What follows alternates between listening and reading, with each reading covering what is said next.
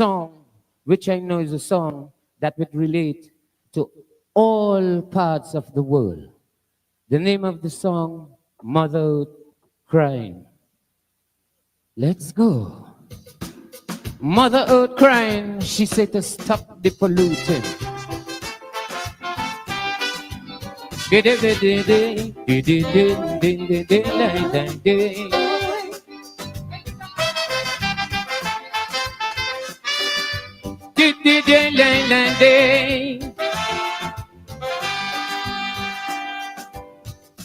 In the beginning, by the sixth day morning, the whole creation was given birth. And then God made man and give him dominion over every living creature on the earth. Tragedy in the garden, we all know it happened. Shamefully banished from Eden, we witnessed the first paradise lost. And since then it's Mother Earth who end up paying the cost. That's why I'm pleading, Mother Earth is crying. She said to stop the polluting. Oi, oi, oi. Mother Earth is dying. We got to stop the polluting. Oi, oi, oi. All attitude got to change and priorities rearrange. We got to become more competent. The way we protect the environment and fight for all that it's worth. Fight to save Mother Earth. Oi, oi, oi, Mother Earth crying. Oi, in case you don't know, the planet Earth dying slow. What a sad way to go. Oh yeah, tell them. Give it.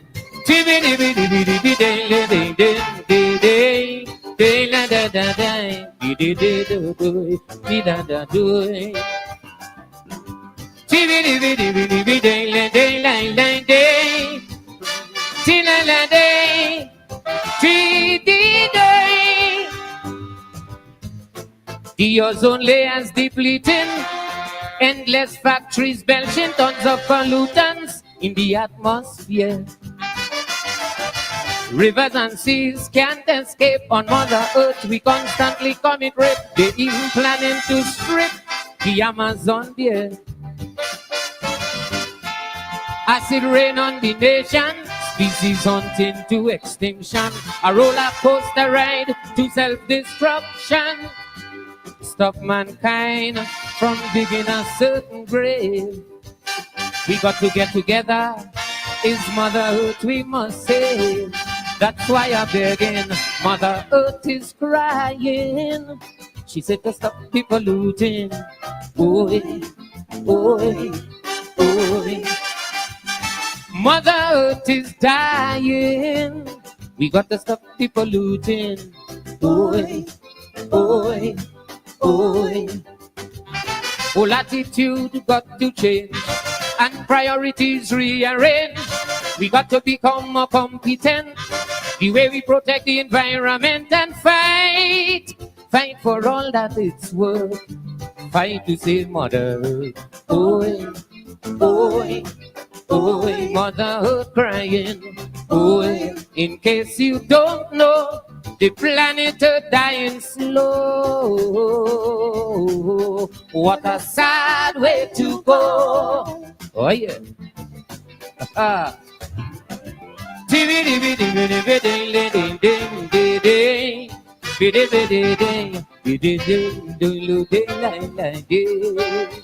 Give it.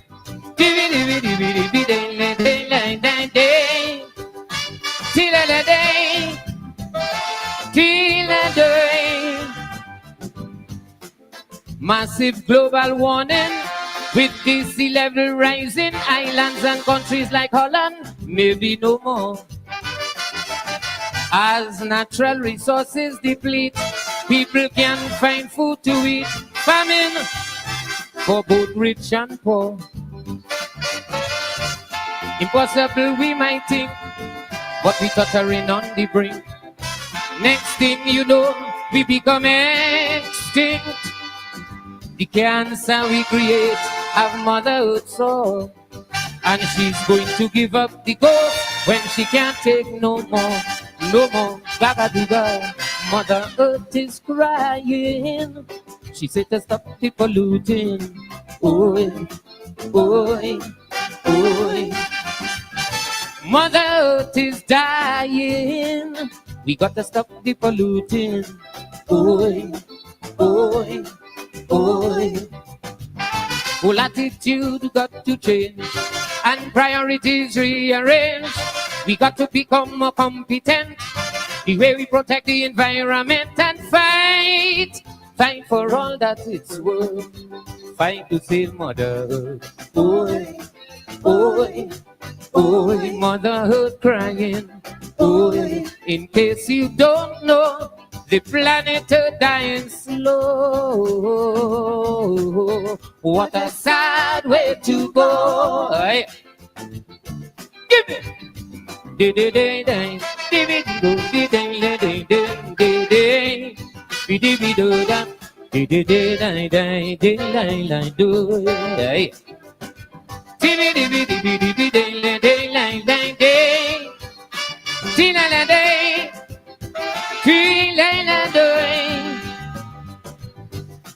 Today the things we know here could determine the future, and pray what we depict here be.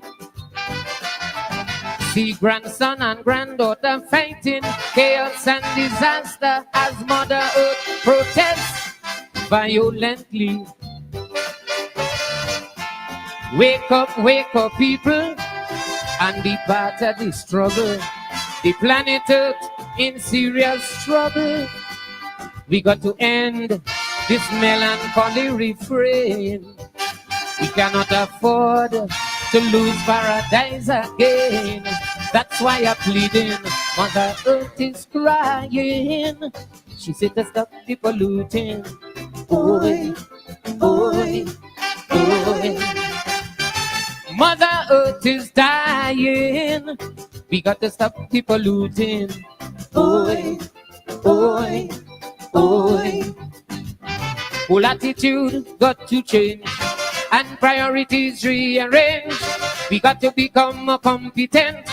The way we protect the environment and fight for all that it's worth. Fight to save Mother Earth. Oi, oi, oi, Mother Earth crying.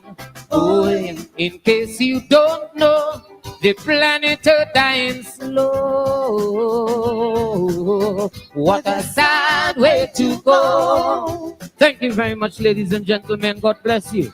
Love you. It is rearranged. We got to become more competent. The way we protect the environment and fight for all that it's worth. Fight to save Mother Earth. Oi, oi, oi, Mother Earth crying. Oi, in case you don't know, the planet Earth dying slow. What a sad way to go. Hey. Give it.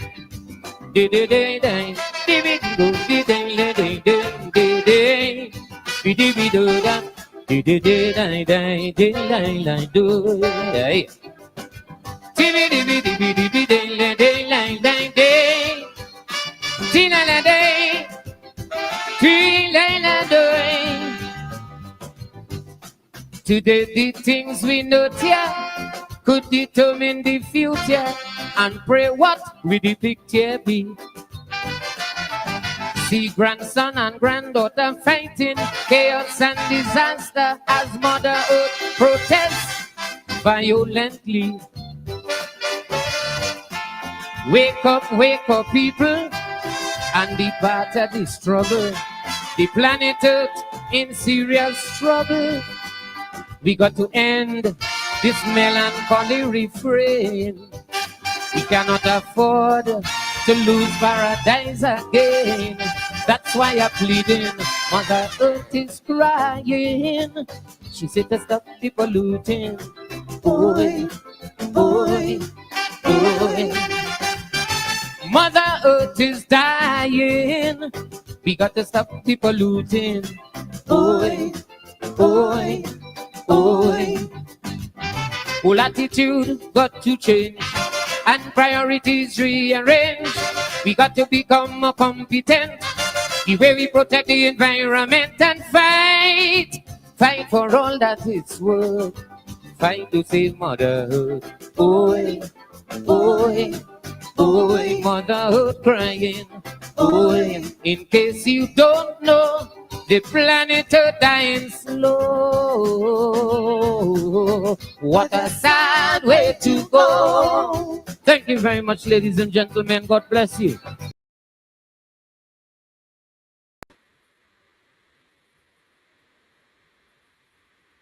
Oi, oi, oi. Bam, bam, bam, bam, bam, bam. Hey, the Baron himself, Mr. Timothy Watkins. And yes, Don, I agree with you. The sweetest voice in Calypso. Oh, what sugar. We know about the Baron belting it out for the ladies. I see ladies do something when Baron in concert in the same Washington, D.C. And I ain't calling me big lady friend a name. Oh, Lord. When you see Baron land in tongue, woman, Baron is known as the ladies' man because, you know, he sings the soca ballads. But here is Baron tonight doing Mother Earth is Crying. Mother Earth is Dying. Timothy Watkins, the sweetest voice. Teacher George would say, oh, Jesus Christ, let they throw sugar in my mouth. Boy, Mother Earth is crying. Mother Earth is dying. Whenever I teach my course on Calypso, I would challenge my students and I would say, give me any topic in the world and I'll find a Calypso for you. And usually they try to stump me by giving me the environment. When I lick Baron upon them, they say, well, that times you win. Calypso is the greatest music on earth. Bar none. Bar none. Serious music. Mother Earth is dying. Donald Trump comes to power and removes America from the Paris Climate Change Agreement. Why? Just as the fires are licking down in California, just as North Carolina almost destroyed the other day. We in the Caribbean have to be concerned because, you know, we are the most environmentally challenged region in the world per capita. You know, tourism brings us lots of revenue, but it messes up with our environment. All those beaches and beachfronts that are eroded, it messes up with our environment. All those cruise ships that come into the Caribbean Sea and they empty all that mess in the Caribbean Sea, it makes us more environmentally challenged. And with our oil and gas in Trinidad and Guyana and Venezuela and Suriname to come,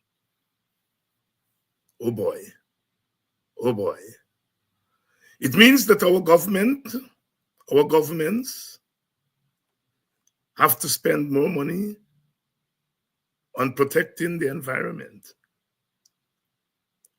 Yes, we have to fight Exxon and others to make sure that they help us to keep our environment safe. We saw that little oil spill when that tanker, with that tanker the other day off Tobago. And that was just one tanker. And we saw what happened. In our greed,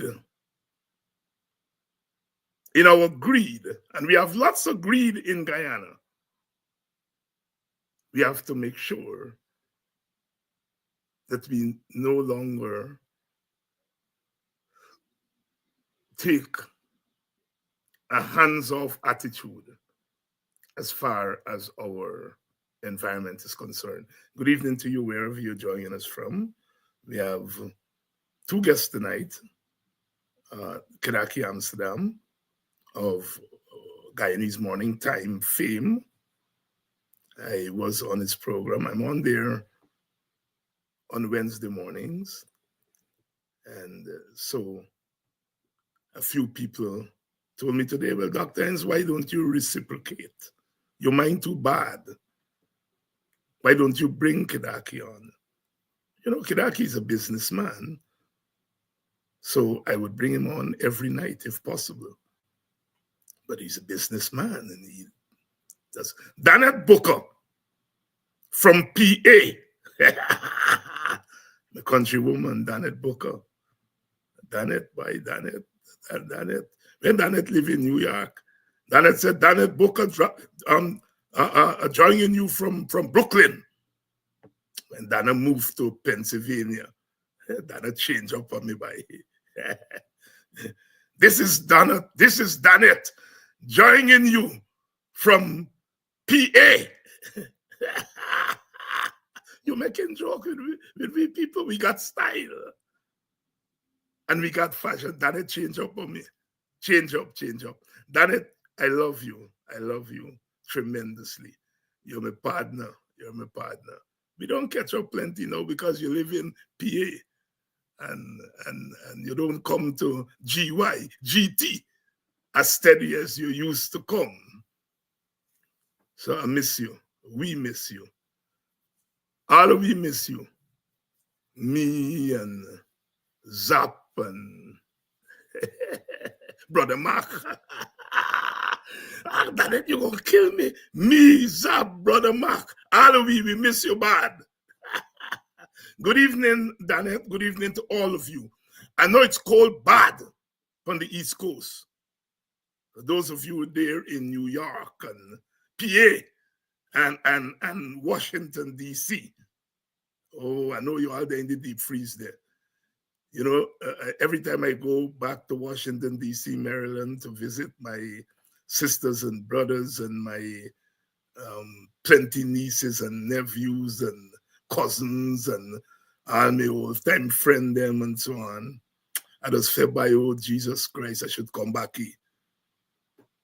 But when you see the cold bite, they say, me gone.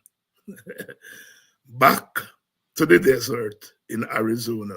And from the desert to GT. Oh, Jesus Christ, that cold.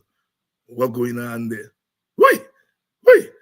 Karen Black, you in the call? June Chase, you in the call? Ingrid, you in the call? Changi, Lynette. Yes, I know it cold bad. It cold bad in Maryland. I talked with my sister this morning. She allowed for cold. Oh, Jesus Christ, my brother, it cold bad. I know. And when me go there with my little hot skin, cause you know when you're there, your skin get hot. And when you go there, since the cold knock you. Lynette, you should get accustomed to the cold now. Mojine. Lynette. Mojine and Lavorne. Mojine, you should get accustomed to the cold now. You're there long. Good evening to all of you. Ronel, Hanover, good evening to you. And for you, all who are joining us from Guyana, thank God. Thank God. I mean, you all just got to deal with the deep freeze there. Jack Dio and Irfan and them, they equivalent to the coal. But the physical coal, you don't have to deal with. Thank God for Guyana, yeah? Hey, Ingrid says she there in Harlem. Cold bad, it's cold bad, it's cold bad, it's cold bad. All right, tonight we want to continue talking about the budget. And as I said, Kidackie's here, and we are expected to be joined by Audreyanna Thomas in a little. I think she has blackout up there on the East Bank where she is. So you see, all you get coal, Denny's Officer Booker, you all get coal there. And in Guyana, they get blackout. Blackout. As young Elson Lowe said, when he opened the budget and he see that they give him tax break on generator, he said, pim. The budget telling we look out for more blackout. Hey boy. Let me bring in Kidackie. Brother Kidackie, good evening. Good evening, Dr. Hines and viewers. How y'all do? We're doing quite fine. Hey, Chinese send Jack Dio without the court. Legal for some punishment in the court without the court. Like them Congo people, they said they don't by. Hey, Kidackie, when you get big when Congo pasture, stop being Congo pasture. But then I get no place where people make your belly bust with laugh more than when you go Congo pasture. Congo can crack, joke, bad. You know about Congo pasture, Kidackie? If it's over Annandale, yes. Here, Chingy, here he said, if it's over Annandale, tell you it's not Annandale. If it's a boxer man, you don't say Annandale. What you say? Annandale. Not Annandale. Yeah, as a youngster, I remember going over there with Tora and well, I can't remember all of them names, but definitely Tora was one of the sisters I remember. But Tora, you talk about Sissy Bob daughter. Sissy Bob and Tora and Sissy Bob is Tora's mother. Tora's little yes, girl. I know. Tora's little girl. Well, me friend them is Tora and them, and me drink friend when Tora come across a boxing. But my cultural friend them, a Chinese them, and Miss Roke, that Tora grandmother, cousin Irene, Miss Fadi, all them people them the rap-a-tap. Lionel, when you see them people that hold for play Nancy, oh Jesus Christ. But you're a little by for me. Jack, you're wrong when he called you a senior citizen. He said, WPA get here, senior citizen. Yeah, he pass you. Because you're a little by for you. But don't say that too aloud. Good evening, Mr. Amsterdam. Good evening, Dr. Hines. By now, I imagine, as a talk show host, you would have looked at the budget and would have formulated some thoughts on the budget. I want to start off tonight by saying, I do not believe that everybody needs to look at the budget with an economist's eye. Sometimes we feel only economists can talk about the budget. All of us can speak about the budget. All of us can look at the budget from where we are. And as you looked at that budget, when you heard the budget, without any going through any numbers or anything, what were your initial thoughts? Well, let me say you're right, because I didn't look at the budget from an economist's point of view. One would say look at the budget from the point of view of a social activist. And so when I looked at the numbers and so on and the projects in the budget, I came to one conclusion. Like we were saying, number one, it's a budget intended to deceive people for the upcoming elections, show them shiny things for the upcoming elections. And secondly, it's a budget that is tailored to suit the big shot friends and cronies of the PPP. It rarely has anything in it for the ordinary rank and file citizens. You mentioned that what's it call it, subsidy or removal of VAT from backup generators, right?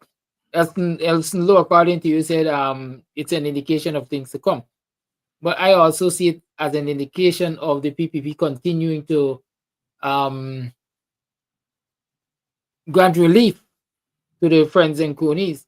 Because quite frankly, who are the people that can afford to buy backup generators in this society? Any man and woman got run and buy a $40, $50, maybe $120 candle. We ain't got time for generator. We can't afford generator. And so that measure alone is an indication of who the PPP is really concerned about. If you look at the budget again, they're talking about freight charges, keeping freight charges to post-COVID level. Who are the people who are faced with freight charges or high freight charges on a daily, weekly, monthly basis? They big shot friends and cronies in business.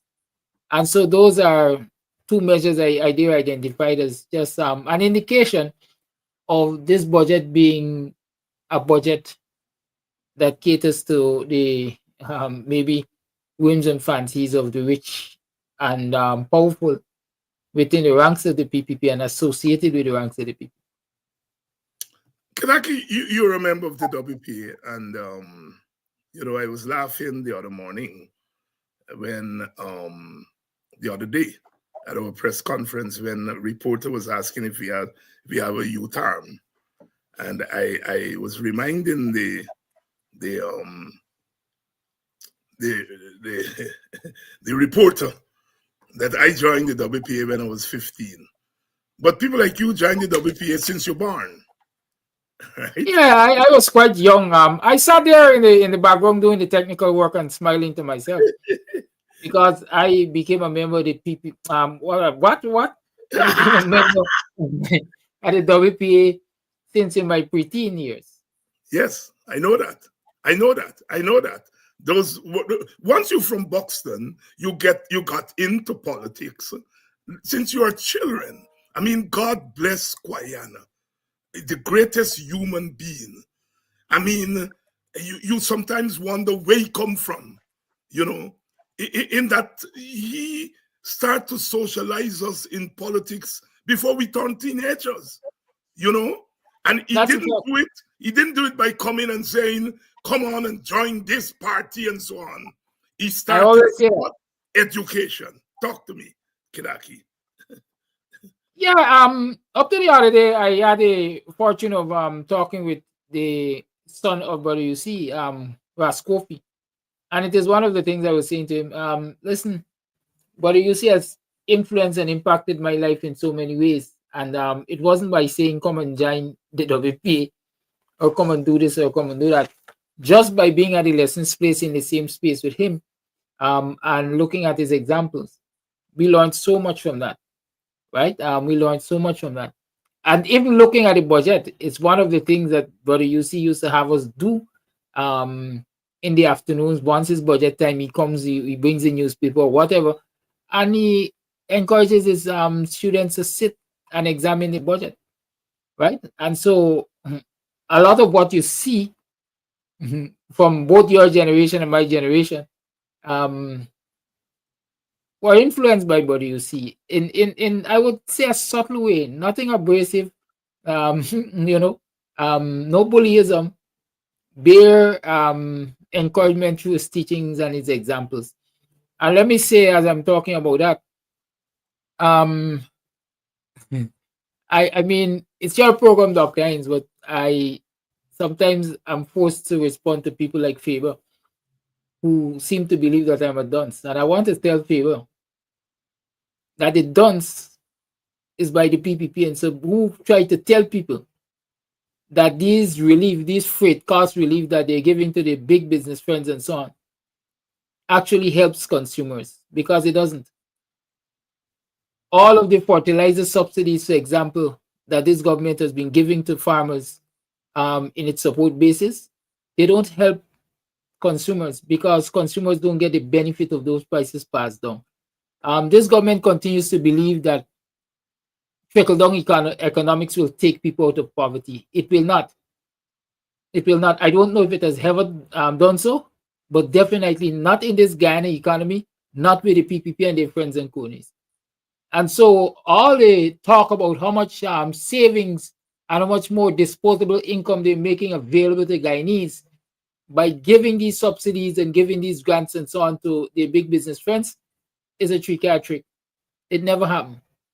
Go to border market, go to the supermarkets, and while the government is talking about a 20 point something percent increase in last year budget this year over last year, let the consumers tell you that the increases that they're facing in the markets are way more than 20%. Apart from the fact that the salary increases that the government has given to them is not even any place close to 20%. Right, Faber, and the rest of you? Good evening to all of you who are joining us. Good evening to my dear sister, the Honorable Nima Fu Bess, out of Mocha. Nowadays they say Mocha, Arcadia.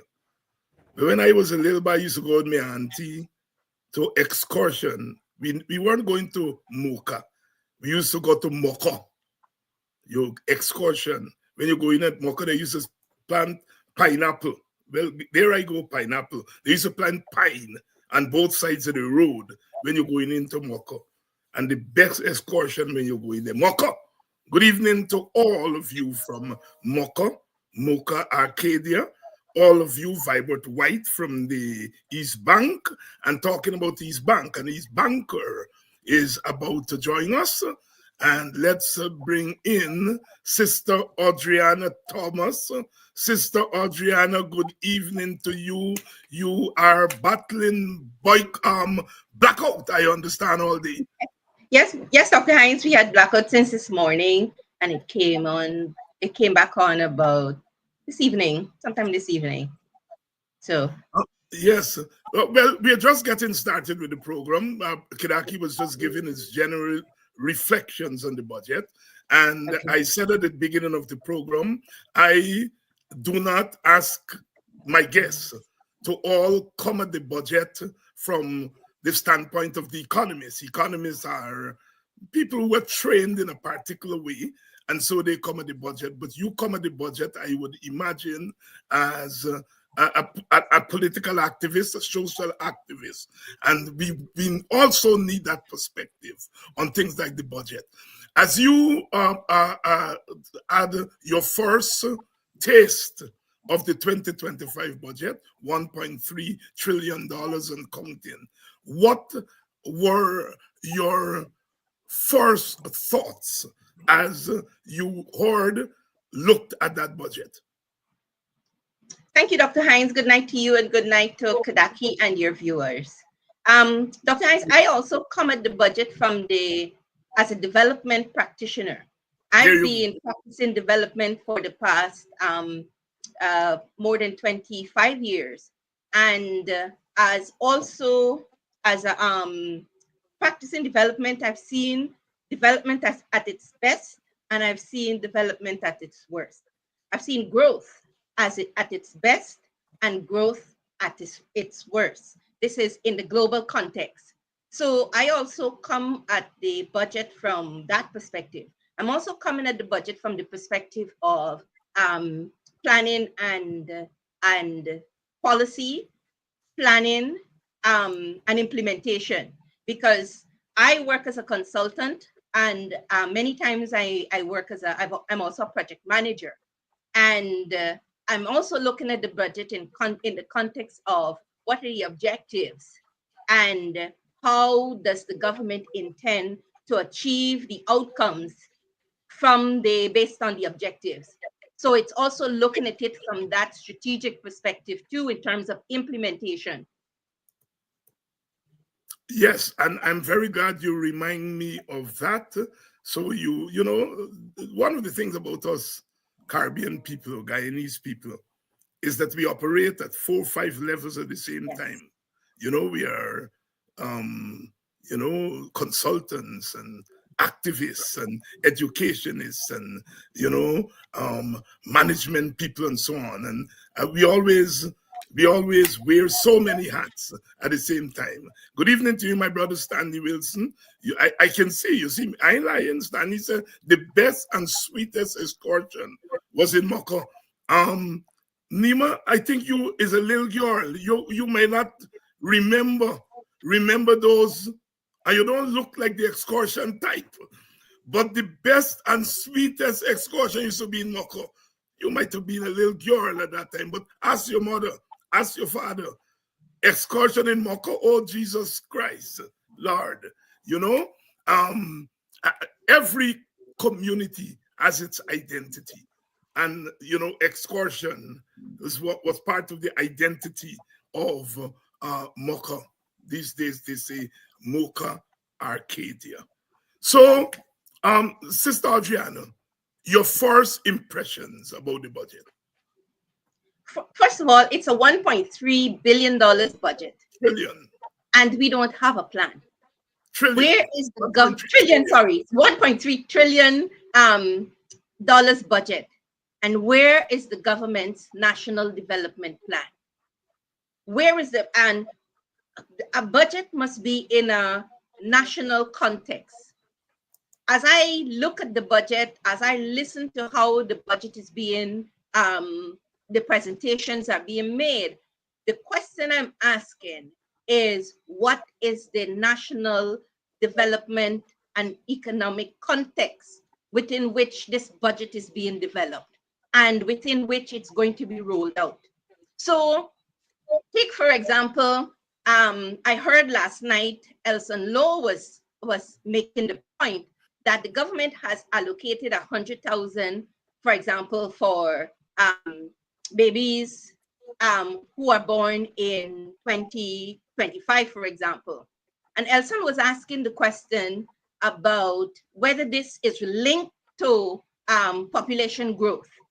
Is there, and that's the same question I'm asking, is there, life is about stimulus and response. So when you see a line item like that in the budget, one has to ask, what is stimulating that response? It is a response from the government, but to what? Is it a response to a decline in population? Is it a response to support to stabilization for the institution of the family? Is it, so what is the context? So this is, so I think that to have a $1.3 trillion budget without a national development plan, it's going to result in a massive waste of our monies. The other aspect is with regards to the all of these 10,000 here and 100,000 there, and why didn't the government increase the minimum wage to, for example, 200,000? If the government is really thinking about sustainable development and sustainable and human development, then if the income tax, if the let's say the minimum wage is 200,000, then someone can go to the bank with a consistent salary of 200,000 and negotiate with the bank from there, as against a 130,000. But I'm also getting a 10,000 on every child, and I'm also getting 100,000 cash grant once per year, and I'm also getting 100,000 voucher for medical, and I'm also getting 100,000 if I get a child this year. That is not the level of approach that we need in an economy that is growing this fast and this big. I think the the approach to development and growth by the government is still as if the economy is growing by minus 1% or 2% economy. It is not the kind of thinking that one would expect from a government for a country that it has grown in 2024 by, I think it was 43%. 46%, I think there's so 40, somewhere around there. 46%, exactly. So we are still, the government is still in the mode or in the mindset of an economy that is growing by minus 1% or minus 2%. And what is going to what will happen? This will result in a massive, massive waste of our monies. And the kind of transformation that could happen.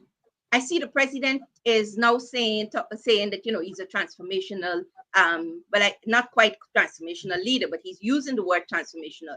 But I'm saying I will say to the president, you cannot transform this country without planning. You cannot have a $1.3 trillion budget without a national development plan, without specific objectives. And so you will be able then to measure throughout the year how you're achieving those objectives in terms of your outcomes. How are you measuring and evaluating the progress of the development program? The development program, Sister Audreyanna Thomas here, making the profound point that you can't be transformational without a development plan. And I will stretch that a little bit further. You cannot have a development plan without a developmental vision. And the government and the president, they lack a vision of where to take Guyana. And so out of that lack of vision will come a lack of a developmental plan. And of course, you get the kind of budget. Kidackie, let me bring you in on that subject. Because all these little 100,000, 40,000, there, some people might get a little bit excited over it. But, you know, Danette and Denise, the bookers are on here tonight. They had an Uncle Buddy.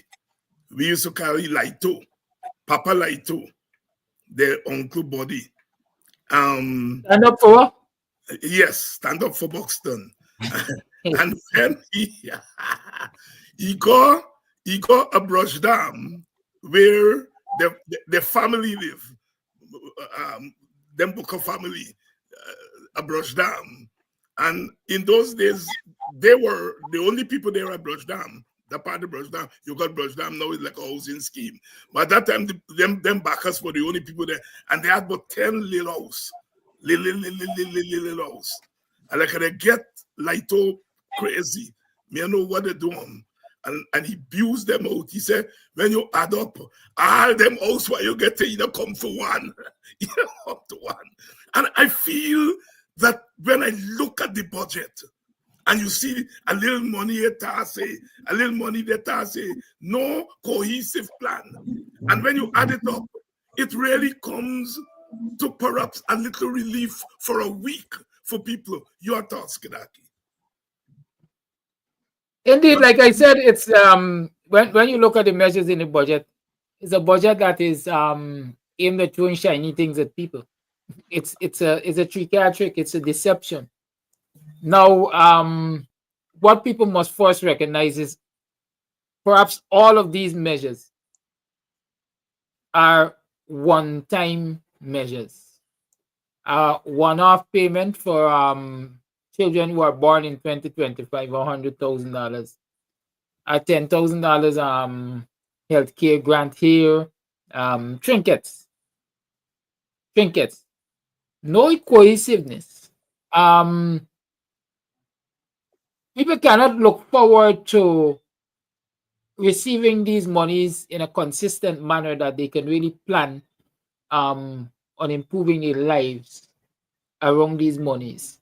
Like Audreyanna was saying, for example, if people know that they got a $200,000, they can go to the bank and negotiate with that. But when you're keeping people's salaries in the doldrums, $130,000 minimum salary, let's say, right? As soon as you jump out of that $130,000, you're being taxed. It means that you no longer got that kind of leverage. I mean, $130,000, quite frankly, can't sustain anybody if it's the only source of income. So when I look at all of these small, a little bit here, a little bit there, a little bit there, I am saying it is just amongst that are being used to appease people in this election year, albeit inadequate. But let me also tell you what else I recognize in this budget. At Palmyra, they're going to be spending $800 million. What for? A cultural market. A cultural market. $800 million at Palmyra. They have also another $97.3 million budgeted for recording studios. Where are they located? Port Morant, Regions 2 and Region 3. Right? There's one that is proposed for Linden, Region 10. But why am I highlighting these investments? $800 million to Palmyra. If you know what Palmyra is, you will understand that the PPP, again, is appeasing its constituents for votes. Palmyra is touted to be the first settlement established by indentured immigrants. It's a predominantly Indo-Guyanese community. There's the Indian monument there. There's, I think, a sheriff hospital or something there. And so $800 million for a cultural market in Palmyra, almost $1 billion. As I'm talking about market, $2.7 billion for markets where Comaka, Surrey, and Phase 3 Montrepose. Do you recognize what's happening there again? It is where the supporters of the PPP reside. Even as I'm talking to you, there's a spanking new market being constructed at Lusignan on the public road there. But when you look at Buxton, Plaisance, Mocha, Kitty,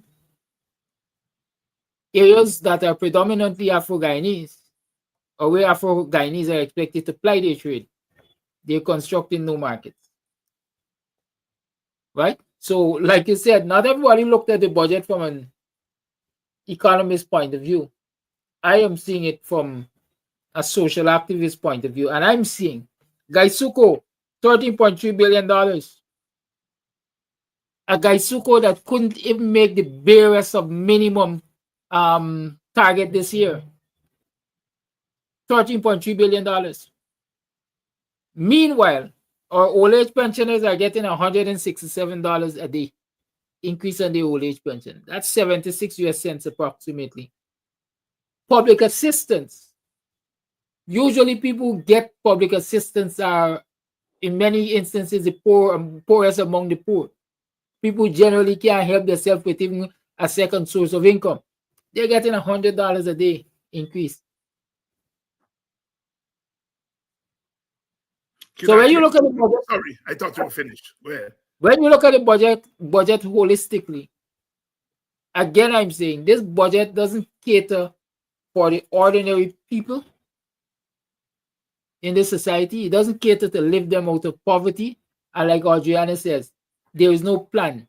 And so long as there is no plan, what you have is a hodgepodge of measures that is supposed to basically deceive people that the government is busy improving your life. I have a friend who like to say, you're seemingly busy, but in actuality, you ain't doing crap. You're not doing nothing. You're just a malinga. Audreyanna, let me bring you back in because Kidackie introduced the P word, and that is poverty. And I like to speak about poverty both from the long perspective and the short perspective. That poverty is a chronic a chronic characteristic of societies like Guyana.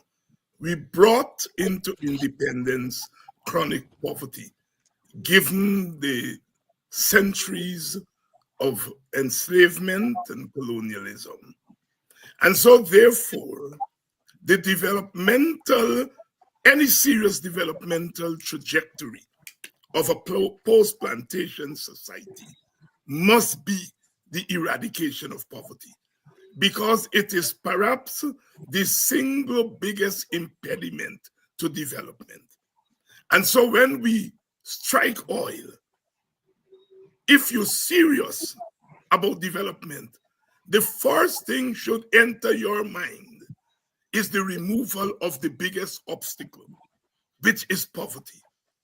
And when you look at the budget, you see 55% or thereabout to infrastructure and 0% for poverty removal, reduction, and alleviation.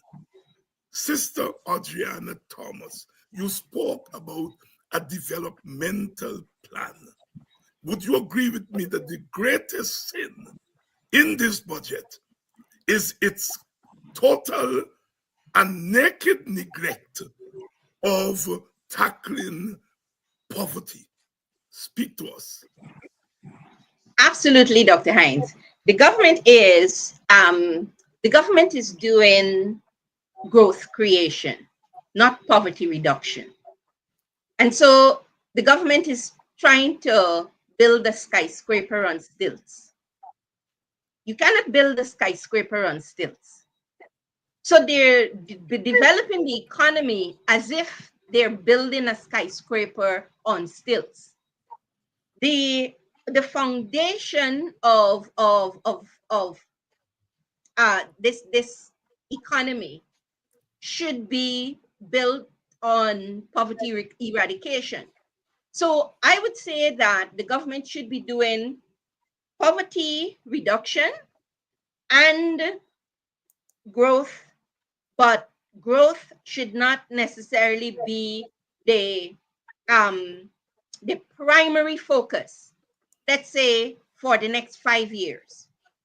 For the next 5 years, the primary development focus should be on poverty reduction and growth as a secondary, or I would say a primary secondary focus.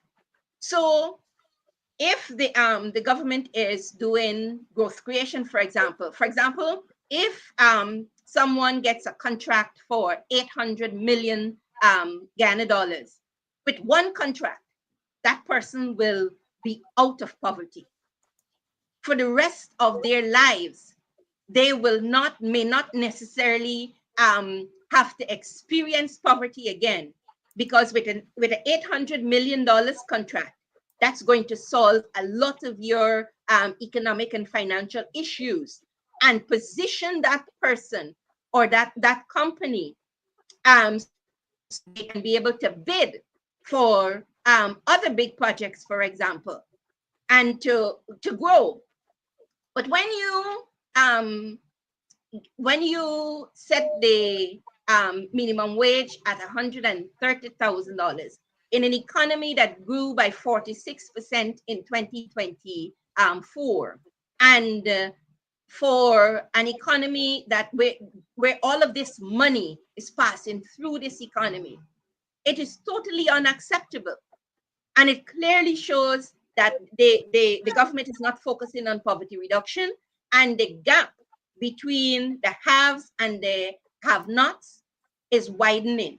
Not only is the gap widening, but also what is happening, the class of the haves, you're having a super wealthy few at the top, and you're pushing the middle class down to the bottom, because the middle class is narrowing, the wealthy class is narrowing, because those at the apex there, they're becoming super rich.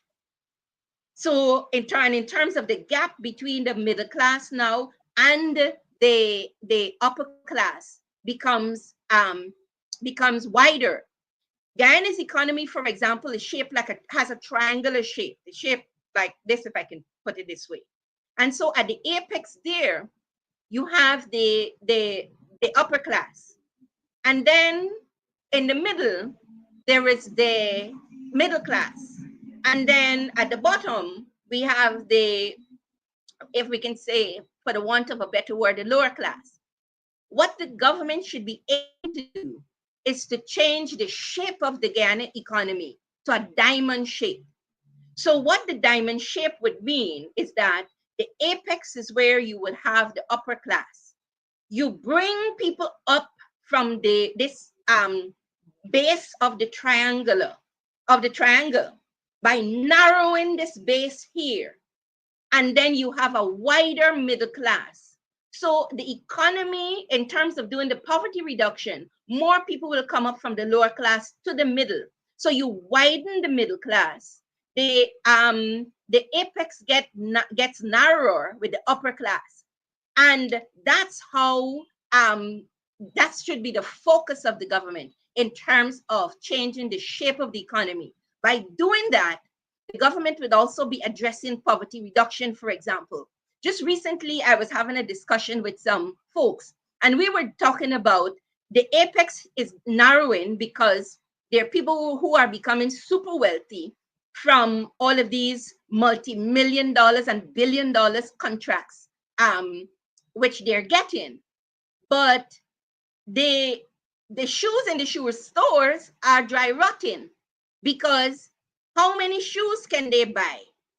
How many people who are selling clothes are going out of business? How much clothes would they need? And many of them, if they're that rich, they go abroad to purchase their clothes and their shoes. So what is happening is that the local economy is suffering if there is only a narrow middle class that can afford to purchase a whole range of goods and services. And those at the bottom cannot necessarily afford to, their purchasing power has been reduced. So the wider local economy suffers from this this approach that the government has. And and so yes, exactly, yes, so the local economy is suffering, as a matter of fact, not will suffer, it is suffering. So the government has to I don't know if the president goes down Regent Street to try to buy clothes and try to buy shoes, and realize that some of the shoes, the first time you wear them, they dry rot.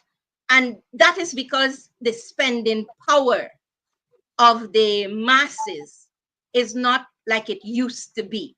I'll give you an example. When I was growing up, my parents used to purchase every month a 50-pound bag of flour, a 50-pound bag of rice, a 25-pound bag of sugar, a tin of Break-O-Day biscuit, a tin of Crispy's biscuit, a 5-pound tin of margarine, golden cream margarine, and a 5-pound tin of Canada Best.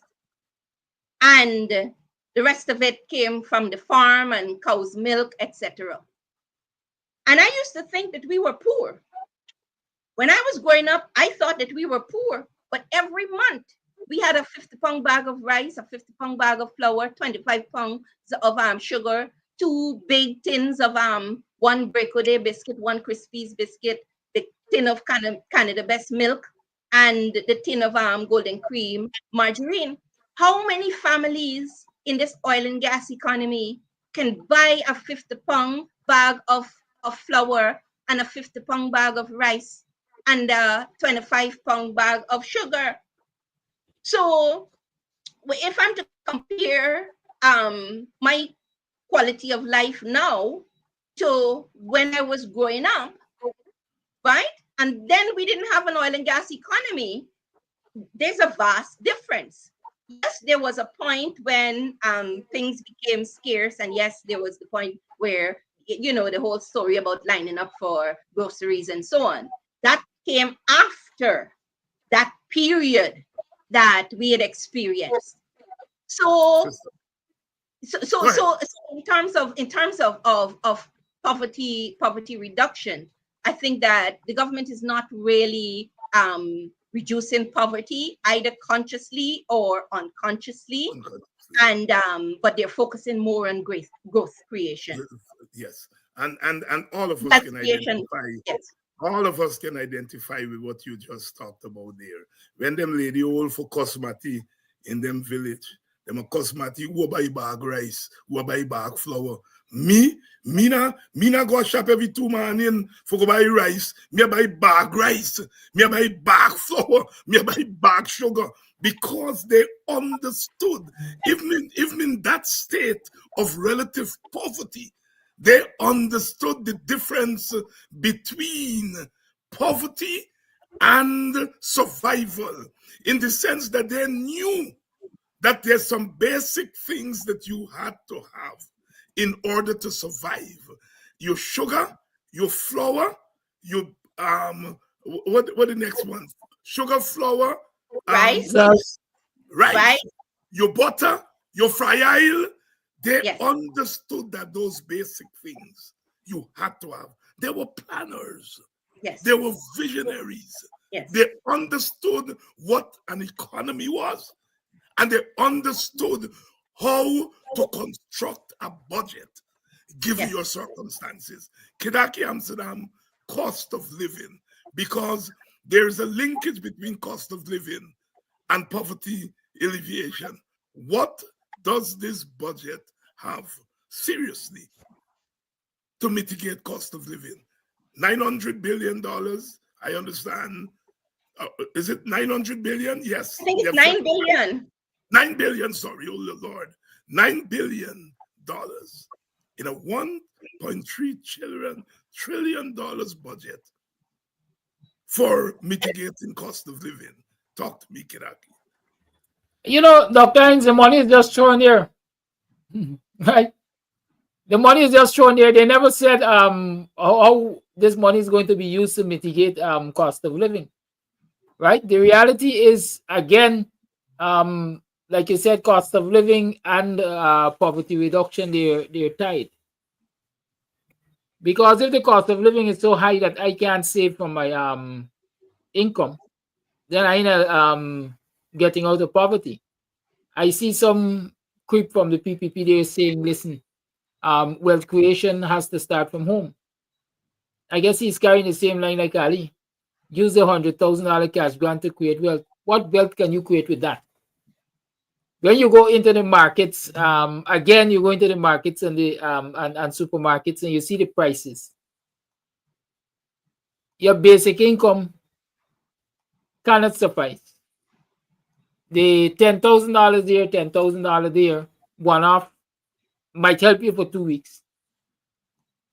How are we alleviating poverty? How are we really mitigating the cost of living?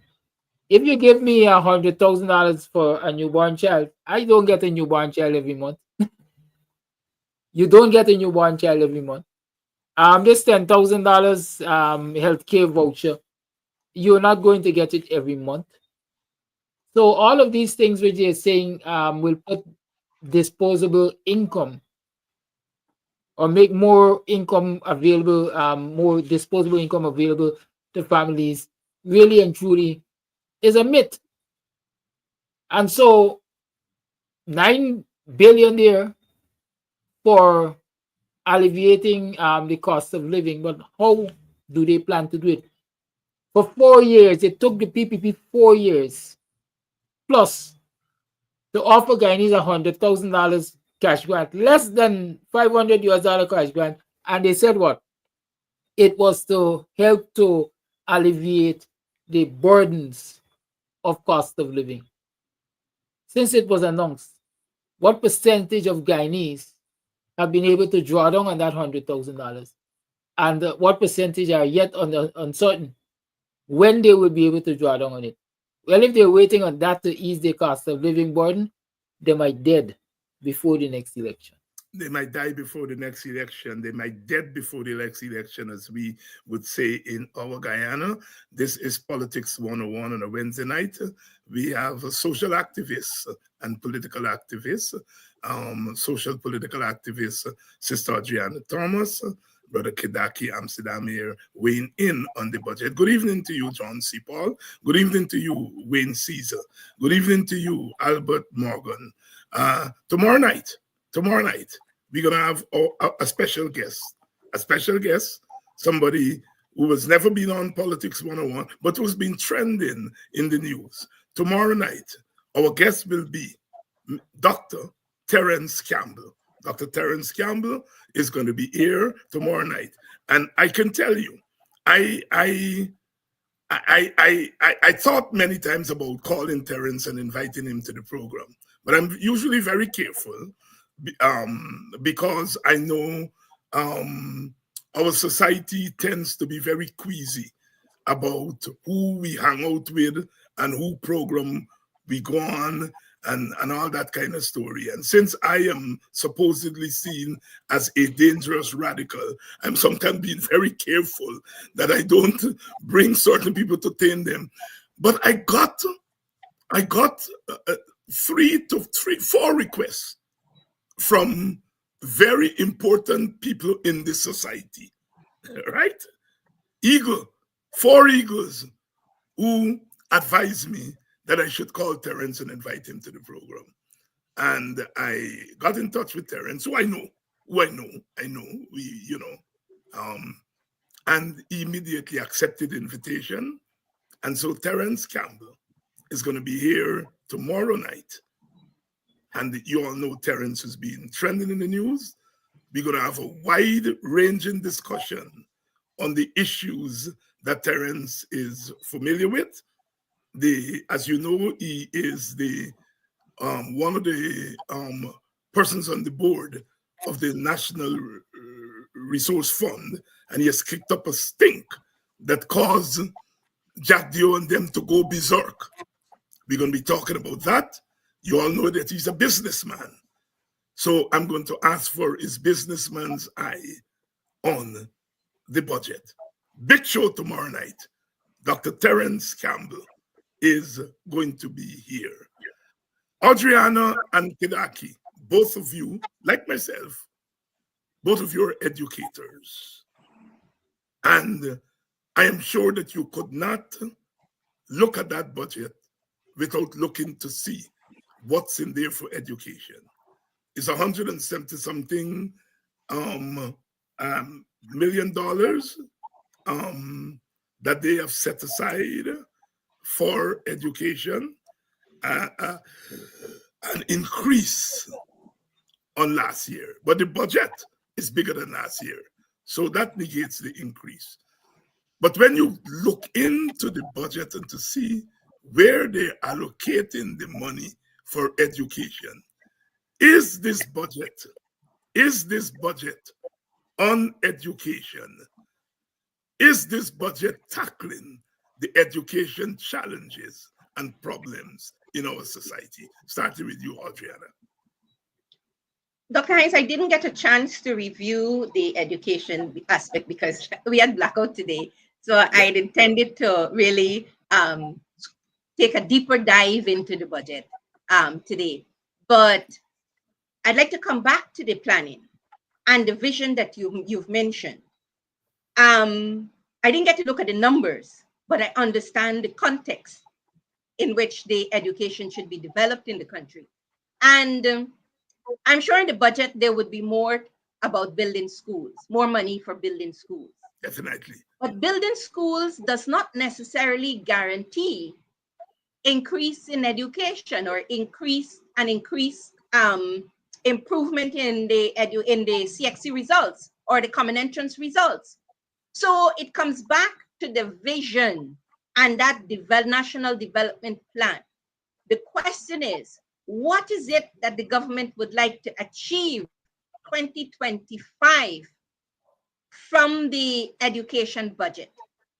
Is it increase in math, increase in English, increase in for those persons, for example, who didn't pass math at CXC? Are they going to give the subvention back to the Critchlow Labour College so that persons, because Critchlow Labour College had is one of the institutions that had a program where if you didn't get all of your subjects at CXC, you could have gone to Critchlow Labour College. I know they had that 1-year industrial relations program that would have enabled persons to be accepted at the University of Guyana. So a subvention in the national budget for an institution like Critchlow Labour College is fundamental to improving the results as it relates to education. So is it only as it relates to the CXC, for example? How would the needle move from the CXC results in 2024 in 2025 as a result of this year's budget? How will the government measure the movements? I didn't say progress because we're not sure yet, but how will the government measure what it is that they would like to achieve? So I think that the government has to come back to planning. And that should not be a secret. Our national development plan should be communicated. The vision, the plan should be communicated. So the government can't say that, oh, we're holding this close to our breast. For what? I remember growing up as a child, we used to do national policy. It was when I got older that I realized what national policy was. National policy was just what it was. They had integrated national development planning and policy into the education system. So from primary school, we were doing national policy, even though we didn't even know what national policy meant. So the government has to, I don't think that it's too late for them to do some planning. Dr. Hines, I want to take you back to, I'll come back to the education. In 2020, when we were having this discussion on your program again, about the 2021 budget, we discussed the absence of a national development plan for such a huge budget. And since 2021, the government was saying that they're working on a national development plan. They're working on a national development plan. 4 years later, 4 or 5 years later, where is that national development plan? We cannot have a $1.3 trillion budget without one, a national development and economic plan. 2, without that plan being communicated to the citizens of this country so that we can understand how do we fit into this plan? What is expected of us to achieve the goals and the objectives in this plan? And then, I tell you, China, for example, I think had a 15-year plan. And so they every 5 years, I think it was run over, I think 3 5-year period. China in 2 generations, and India also, was able to move 600 million people out of extreme poverty. 600 million in China and 600 million in India. Dr. Hines, 600 million people out of extreme poverty in a period of 2 generations, 40 years. And that could have only happened with planning. We are 750,000 people. So the president says, so I saw him on an interview. He said that we don't have time to plan. I'm telling you about a 1.3 billion population, and they were able to move 600 million people in each country out of extreme poverty in 40 years. And we are 30 years into, let's say, 23 years of the PPP government, 5 years now. This is 23, and 5 is 27 years, 5 years of the APNU and AFC government. And we are still not seeing. Development must not only be seen, it must be felt. we are not feeling the development. We are seeing it. But development must not only be seen, it must be felt. So I think, let me add one more example before I pause. Take Gaisuko, for example. In 2020, Gaisuko produced 89,000 tons of sugar. In 2024, they produced 47,000 tons of sugar. The difference in terms of US dollars between producing 87,000 tons of sugar in 2020 and 47,000 tons in 2024 is 25 million US dollars. So Gaisuko, as one of the major foreign exchange earners in the country, if 25 million US dollars is lost, well, that is if you moving from the 89,000 in 2020. So let's assuming that there has been over the years, that figure has been reducing. What it means is that the foreign exchange that Gaisuko was bringing in has been significantly reduced.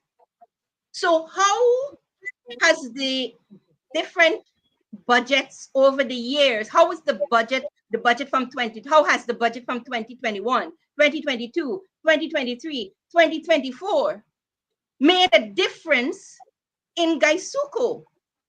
The other aspect of with relation to Gaisuko is the Minister of Agriculture said that Gaisuko had submitted an investment plan. What happened in 2021? The Gaisuko, the cost for sugar on the local market was about 500 and something US per ton at that time. On the world market, it was 200 and something US dollars, or I think it's 200 and something US dollars per ton, something to that effect. So what it means is that Gaisuko was making more money selling sugar on the local market than it was making selling on the global market. So what happened in 2021, I think, was that they increased the cost of sugar on the local market. So whereas if they used to get 500 and something US per ton, they're now getting 700 US per ton. This is why sugar has been increased on the local market, or one of the reasons. The cost per ton of sugar on the local market is much higher than the cost for sugar on the global market.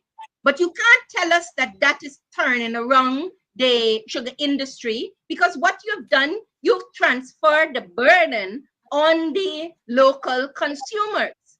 So in this investment plan, that what we have to look for is, are they proposing to again increase the cost for sugar locally because they're making more money per ton locally than they're making on the world market?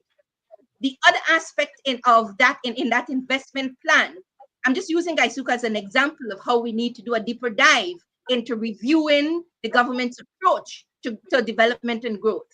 The other aspect is, from 2020, if the APNU and AFC government handed the PPPC government a sugar industry that produced 89,000 tons of sugar, and over the years between then and 2024, that amount has been reduced. What it means is that those markets that Gaisuko had in 2020, they no longer have them in 2025. So when they do their investment plan in 2025, they must show us how they plan to get back those markets, or how they plan to find new markets for their sugar. So I'm just using that as an example. Yes. Say that the government can gloss over all of this and say that, oh, we have an investment plan, and oh, we're but we have to do a deeper dive and to say to the government that really what you did, you increased the sugar on the local market. So even though you produce less sugar, you got more money, but that was because the cost for sugar on the local market was increased. Kidackie, education. Well, Dr. Hines, the education budget is $175 billion. The largest chunk of that money goes to building schools, building buildings, $36.2 billion. That money is going to go to build schools all over the place. And while I say all over the place, most of this construction is happening in the interior regions, where if you've been following the results, CXC especially over the years, um, Very, very, well, very well, depressing. I don't know if I have to say anything else here, right? The youngsters of those communities have not been matriculating. They have not been succeeding at CXC. And like I keep saying, this government likes to throw shiny things at people so that they believe that something is happening. Unless they invest in the quality, first and foremost, of the resources that they provide to these institutions, they're not going to be improving the education delivery to these youngsters. Like I said, the biggest chunk, 36 billion, is for construction. Let me tell you what goes to textbooks. 2 billion, Shows right? shows the misprioritizing. If $2 you billion. if your children not passing and books are important to helping children to pass exam, but you put 2 billion for books and 30 And books across nursery, primary, and secondary. I think that for me tells the story with education. I don't even need to see anything else not because yes. that paints the picture. Yeah, and our biggest problem in the education system is literacy. Big problem. We have a high level of illiteracy. School dropout. Half of our children drop out from school by the time they get to Form 5. All right? Teacher, Form 5, Form. yeah, retaining teachers, which means your salary. If you are thinking about improving education, you have to look at the impediments to improving and throw the money there. Especially Throw Dr. the Hines, money there. let me go back to that same interior regions Yes, thing. Most of the schools, if not all of the schools, in the extension of the CPC, is staffed by untrained teachers. Untrained teachers. In order for you to get trained graduates and so on to leave the coast and go into the interior regions, you have to have incentives.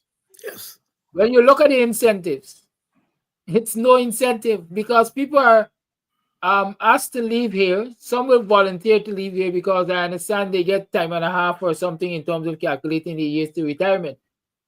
But they're asked to leave here, and when they get to those regions, they're housed in dilapidated buildings, but infested buildings and so on. Right? How is it you want to improve the lot of the children in those far-flung regions when you're not focusing on getting them textbooks, getting them qualified, trained, experienced teachers to take them through the paces? You know, in as much as we cuss or people cuss the coalition government, one of the things I will always remember is under the coalition, there was a smart classroom that was connected to the interior regions. So many of those children in those outlying regions were getting access to similar or same quality of tuition that the counterparts were getting outside here, right? Because the government at the time did all that they could have done to establish that uplink and downlink thing. I don't know if you can remember, but there was a big furore over equipment that was just lying in the yard of NCN, equipment that was supposed to allow for this interconnection of schools across the regions.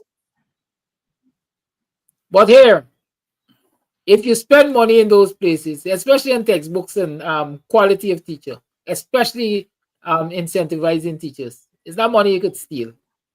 But construction is big business for all of the ministers of government. Each and every one of them got 4 and 5 and 6 shell companies. Boy. But Dr. Hines, this is where the focus is not on human development. No. That's very clear. It's on human development. It's about building capabilities and capacity. Yes. It's very clear. And so it's and so what we have fancy schools, but fancy school trained fancy school buildings, yes, but poorly trained teachers and students who are graduating from schools or from the education system, and they're not able to make the best contributions to the development of their own lives and their families, their communities, and then the society as a whole, right? And so all of these days, we don't hear anything much about the role of the technical institutes, GITC, GTI, a lot about goal, but we're not hearing so much about how is the government transforming the technical institutes in the current oil and gas context. So this is where it comes back to the vision that you mentioned earlier. What is the government's vision to transform the technical and vocational institutions to be institutions or relevant institutions in this new emerging oil and gas economy? Sister Audreyanna Thomas and Kidackie Amsterdam, we'll have to leave it there. A busy evening this evening. We'll have to leave it there. The debate starts next week, and we'll have you guys back to dig a little bit deeper into the budget. Thank you all for coming on to this evening's edition of Politics 101. Thank you for having me, and thank you, viewers. Peace. Thank you, Dr. Hines. Thank you to your viewers. And tomorrow night, Dr. Terence Campbell is going to be here for his maiden appearance on Politics 101. See you all. In the meantime, stay put, stay the course. The struggle goes on. We shall win because we have always ultimately overcome and win the little struggle